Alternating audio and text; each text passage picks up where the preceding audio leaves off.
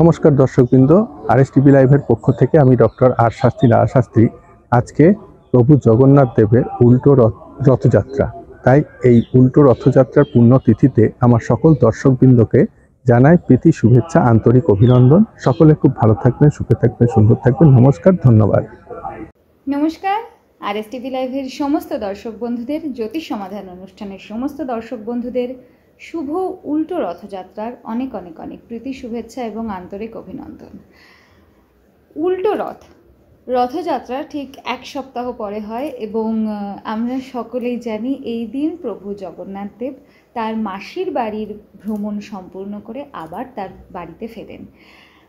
এই দিনটিও একটি অত্যন্ত পুণ্য তিথি হিসেবে বিবেচিত হয় আমাদের হিন্দু শাস্ত্র মতে, এবং এই তিথির আবারও অনেক অনেক শুভেচ্ছা সকলকে। কারণ এই পুণ্য তিথিতে একটু যদি ভগবানের আশীর্বাদ কুড়িয়ে নিতে পারি আমরা, সেটা আমাদের জীবনেরই আগামী দিনের পাথেয় হবে, আগামী দিনের সমস্ত বাধা বিপত্তি থেকে দূর করবে।